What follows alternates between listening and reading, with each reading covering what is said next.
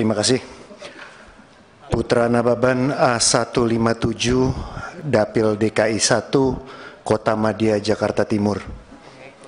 Ini biar dijelaskan ini Pak Fikri, karena di kiri kanan saya dibully nih, sama di belakang katanya. Sementara Pak Menteri dengan gagah menyampaikan soal bantuan tambahan, katanya DKI nggak perlu. Jadi saya harus menyampaikan oknum yang dimaksud oleh senior-senior yang ada di sini adalah saya.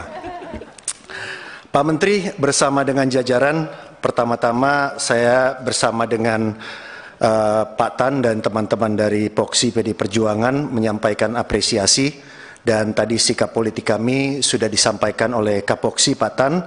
Saya hanya menambahkan beberapa poin saja karena teman-teman di virtual masih banyak yang tentunya akan bertanya. Yang pertama, Pak Menteri, saya mendukung program-program darurat dan juga program-program relaksasi yang dilakukan oleh Kemendikbud.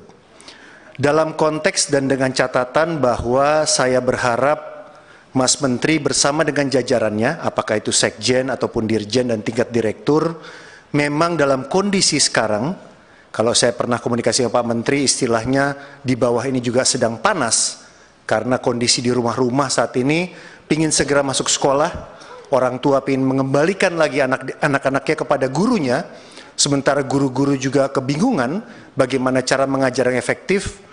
Memang tidak ada jalan lain seperti yang telah banyak dilakukan oleh Bapak Presiden. Saya mengajak Mas Menteri, Pak Sekjen, dan para Dirjen dan Direktur untuk bergantian melakukan belusukan. Belusukan inkognito, sidak, karena real di lapangan itu memang berbeda dengan apa yang kita bicarakan di sini. Saya setelah rapat ini mau belusukan lagi. Kemarin saya belusukan juga, termasuk saya bicara tentang apa yang Mas Menteri sampaikan. Dana BOS relaksasi. Di depan orang tua murid, kepala sekolah negeri, dan juga perwakilan orang tua. Saya sampaikan, sudah pada dengar belum? Ini Jakarta Timur. 3T juga, Timur, Timur, Timur. Ya, daerah terluar dari Jakarta. Ini kita lakukan. Bahkan Mas Menteri, saya masih memberikan bantuan kepada beberapa rumah belajar di Jakarta Timur, di Durensawit, di Cililitan, dan 4 tempat lainnya, supaya mereka bisa dapat bantuan wifi. Ya, itu satu tempat itu 50 anak. Itu saya bantu. Sampai kapan? Sampai akhir tahun, karena menurut Mas Menteri PJJ-nya sampai akhir tahun. Berarti kalau nanti sampai Juni saya nambah lagi kuotanya, kuota mereka.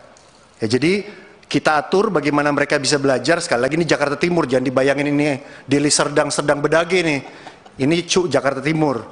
Ya, saya kemarin sudah meluncurkan yang ada di Cililitan. Sebentar lagi yang di Durensawit dan di beberapa tempat yang lainnya, supaya mereka di satu tempat ataupun agak jauh berjarakan, supaya mereka bisa mendapat fasilitas wifi. Kenapa ini saya ceritakan? Tentunya bukan karena dibully di belakang dan di sebelah kanan, tapi supaya jangan lupa dengan Jakarta Timur juga, gitu kan ya. Kalau ada program-program yang dahsyat di sini, ya, saya harapkan bahwa memang fasilitas pendidikan di DKI Jakarta itu luar biasa. Tapi kok di lapangan itu tidak seluar biasa itu. Sebagai contoh, saya mau laporkan juga kepada Pak Ketua di sini, ada Pak Kapoksi saya dan Ketua Komisi, serta dikomunikasikan kepada Mas Menteri tentang PIP. Program Indonesia Pintar. Kami sangat terbantukan dengan timnya Pak Sekjen, dengan jajarannya, ada direkturnya juga, yang memberikan ekstra waktu untuk memberikan sosialisasi. Kenapa? Serapannya di Jakarta sangat rendah. Saya berhadapan dengan dinas pendidikan, suku dinas pendidikan, kepala sekolah dan guru, yang mampu di tingkat guru mengatakan bahwa kalau kamu ambil PIP, kamu bisa tidak dapat KJP. Ini bukan ada niat jelek, bukan. Karena tidak tersosialisasikan bahwa mereka bisa ngambil dua-duanya. Sekarang kita turun, saya terus terang Pak Menteri harus lapor, saya sudah bikin webinar udah 3 kali Pak. Anggotanya Pak Sekjen ikut, saya hadirkan, saya pertemukan Pak Abdul Kahar, saya ajak, kita ketemu dengan 80 kepala sekolah negeri, 60 kepala sekolah swasta. Itu saya berikan ruang untuk bicara. Bahkan saya melibatkan DPRD DKI Jakarta. Supaya apa? Kalau dulu memang bantuan pemerintah daerah DKI itu dahsyat, sekarang menjadi tidak dahsyat karena banyak orang tua yang terdampak COVID. Jangan dong.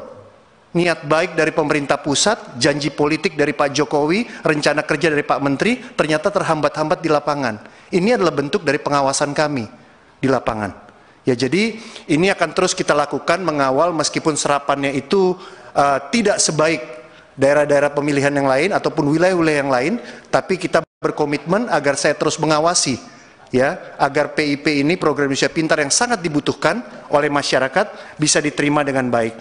Pak Mas Menteri, poin terakhir yang ingin saya sampaikan adalah tadi pagi saya juga mendapat keluhan terhadap sekolah-sekolah yang memang gurunya itu tadi yang saya bilang tidak punya kemampuan, kapasitas dan disiplin dalam mengajar melalui daring.